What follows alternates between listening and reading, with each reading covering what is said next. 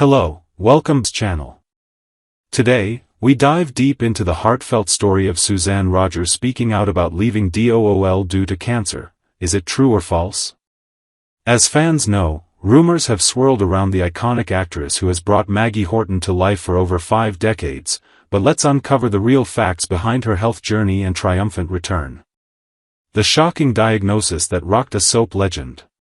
Suzanne Rogers, the enduring face of Maggie Horton on Days of Our Lives since her debut in 1973, encountered an unimaginable trial during what should have been a routine summer break for the series.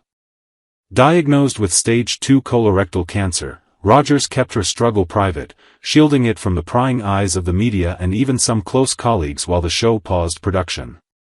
In an exclusive sit-down with TV Insider, the 72-year-old star peeled back the layers of her experience, detailing not just the medical battles but the emotional toll and the unwavering resolve that defined her path forward.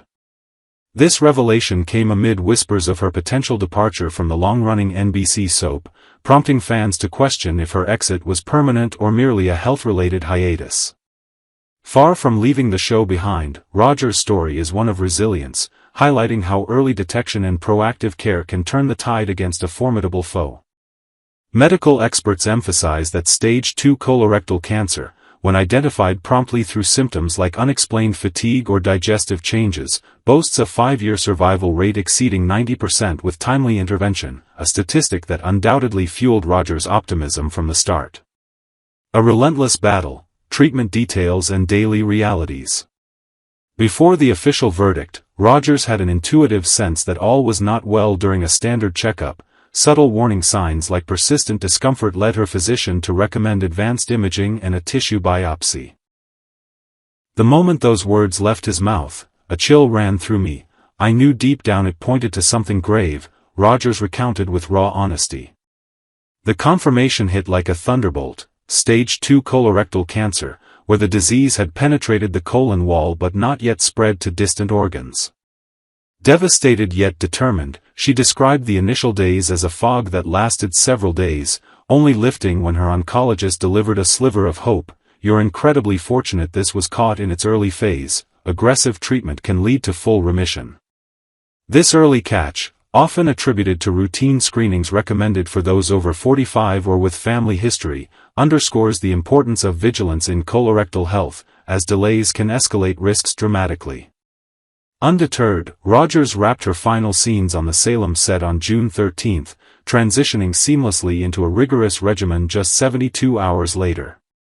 Her protocol involved daily radiation sessions to target the tumor precisely, combined with 6 weeks of chemotherapy infusions that aimed to eradicate any microscopic threats.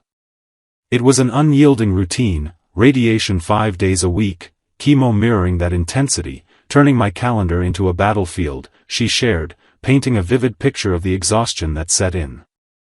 Weekends became her sanctuary, free from clinical visits and allowing brief respites to recharge amid the grueling schedule. Adding depth to her narrative, Rogers revealed how she incorporated holistic aids like gentle yoga and a nutrient-rich diet heavy in anti-inflammatory foods such as turmeric and leafy greens, strategies endorsed by cancer support organizations to mitigate side effects like nausea and fatigue. This multifaceted approach not only sustained her physically but also fortified her mental endurance, proving that integrating lifestyle tweaks with conventional medicine can enhance recovery outcomes significantly. The pillar of support, bonds that sustained her. As Days of Our Lives entered its annual hiatus, Rogers found solace in the seclusion it provided, stepping away from the high-stakes world of daytime television to prioritize healing without the added pressure of public scrutiny. Yet, she was far from isolated. A network of steadfast allies enveloped her, starting with her on-screen daughter, Lindsay Godfrey, who portrays Sarah Horton.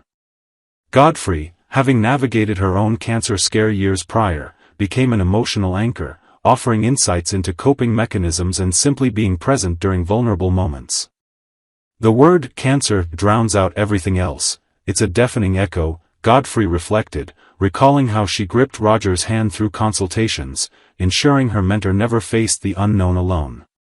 This sisterhood extended beyond personal ties, as Godfrey organized virtual check-ins with nutritionists and even curated care packages filled with soothing teas and inspirational books tailored to Roger's tastes.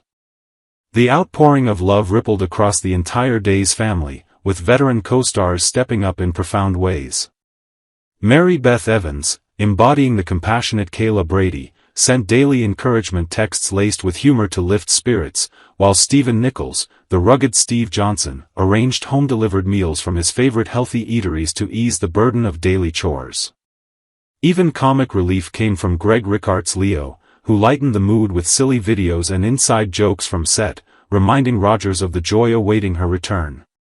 Behind the scenes, executive producer Ken Corday and his team, including Noel Maxim and Sarah Peterson, issued heartfelt assurances: "Your health comes first, focus on recovery, and Salem will be here when you're ready," Corday affirmed, a promise that alleviated fears of professional fallout. This collective embrace mirrors broader industry trends, where casts increasingly rally around ailing members, fostering a culture of empathy that has helped retain talents like Rogers for generations. In essence, their support wasn't just emotional, it wove a safety net that allowed Rogers to confront her illness head-on, emerging stronger and more connected to her soap opera family. Triumph and renewal, returning to the spotlight. By July 31, Rogers crossed the finish line of her treatment marathon, marking the end of radiation and chemo with a profound sense of accomplishment. Scans confirmed the miraculous: she was cancer-free, a declaration that brought tears of relief and ignited a renewed zest for life. "Every day feels like a gift now, stronger, clearer, ready to reclaim my place on set," she beamed, her voice brimming with vitality. Set to resume filming the following week, Rogers expressed bubbling excitement about slipping back into Maggie's resilient persona, teasing upcoming arcs where her character navigates family upheavals with the same grit she displayed off-screen. The ordeal, though harrowing with its waves of fatigue and uncertainty, reshaped her worldview profoundly. "Gratitude isn't just a word anymore, it's my compass," she mused, emphasizing how the experience amplified her appreciation for simple joys like morning walks and heartfelt conversations. Looking ahead, Rogers advocates fiercely for awareness, urging fans to prioritize colonoscopies and listen to their body's signals, drawing from her own journey to inspire preventive action. Her return isn't merely a comeback, it's a testament to the human spirit's capacity to endure and evolve, ensuring Maggie Horton's legacy endures on Days of Our Lives for years to come. While rumors of her leaving due to cancer proved false, they spotlighted the very real vulnerabilities stars face, turning speculation into a platform for education and hope. As the series revs up for fresh drama in Salem, Rogers stands as a beacon, proving that even in the face of adversity, love, support, and determination can script the happiest of endings. Next, Thursday, October 30, 2025, can EJ help Amy play soccer? A night of reckoning, regret, and renewed hope in Salem. The crisp autumn air of Salem carried more than the scent of pumpkins and fallen leaves this Halloween Eve. It carried the weight of guilt, broken promises, and one last desperate attempt at redemption. In Days of Our Lives, Thursday's episode unraveled tangled emotions and fragile connections among three families, each struggling to make peace with the past while facing uncertain futures. Amy's visit to EJ, two broken parents at war. Amy entered the Grand de Mera mansion with hesitation, her footsteps echoing across the marble floor. EJ had summoned her, but she made it clear right away, she wasn't there for small talk or manipulation. Her words were sharp, her tone brittle with anger and exhaustion. Sophia's condition, she said flatly, was his fault. EJ, impeccably dressed as always, didn't immediately deny it. Instead, his expression softened with a strange mix of guilt and empathy. In a rare moment of honesty, EJ admitted they were both failed, alienated parents, two people who had once wanted to shape their children's lives but instead drove them away. He told Amy that perhaps, just perhaps, they could help each other now. EJ's confession revealed a side of him that few in Salem ever see. He spoke about Johnny, about how his son's refusal to adopt a child came from learning something devastating about EJ's own past actions. Johnny had decided it was best not to bring a child into their family until he could be certain he wouldn't repeat his father's mistakes. EJ, surprisingly, respected that decision. "He's acting like a good father should," EJ admitted, his voice low. "He's protecting that child from me, from my shadow. But I can fix this, Amy." "You can, too." The proposal that followed was classic DiMera, manipulative, yet strangely tender. If Amy would withdraw her objections to Johnny's adoption plans, EJ would promise to stay away completely and utterly. No interference. No more control.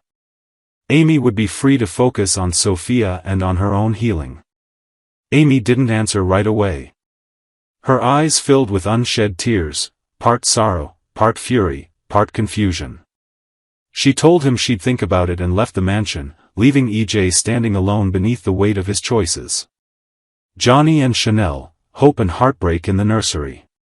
Meanwhile, across town, Johnny found Chanel sitting quietly in their bedroom, her gaze fixed on the empty crib that stood like a silent promise of the life they wanted but couldn't yet have. Her heart had been breaking slowly, day by day, since the adoption process hit a dead end. "Maybe it's not meant to be," she whispered. "Maybe Tesoro belongs somewhere else." But Johnny wouldn't let that be the final word.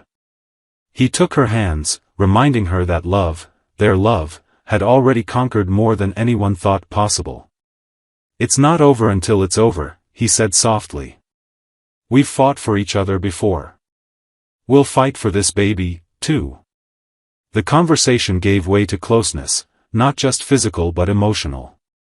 As they embraced, their pain briefly melted into tenderness, a reminder of why they were fighting so hard to build a family together. Later, as the couple lay together, their phones buzzed with a cheerful surprise, a photo from Lonnie and Eli, dressed in their Halloween costumes with their children. The picture brought smiles, then tears.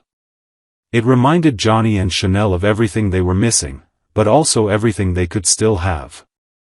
Johnny looked into Chanel's eyes and whispered a promise that felt both fragile and fierce. "We'll have a baby, Chanel. One way or another." Aaron's news, the DNA test that changed everything. While love and redemption brewed elsewhere in Salem, Aaron faced a very different kind of reckoning. Halloween decorations cluttered his apartment, fake cobwebs, a plastic skeleton, a half-carved pumpkin, but none of it could distract him from the envelope on his kitchen table. The DNA test results had arrived. With trembling hands, he opened the letter, and froze.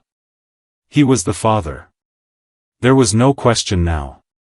No one else left to blame, no more what-ifs. The truth stared back at him like a ghost from his past. Panic set in fast. His world tilted. How could he raise a child when he hadn't even managed to take care of himself? He paced the room, whispering to himself, trying to find air, reason, or forgiveness. That's when Kat stepped in. Calm but firm, she reached for his hand, grounding him in the moment. "You can get through this," she told him gently. "You're not alone. I'll be with you every step of the way." Aaron shook his head, tears welling. "I made a mistake, Kat. And now I have to give up my own child.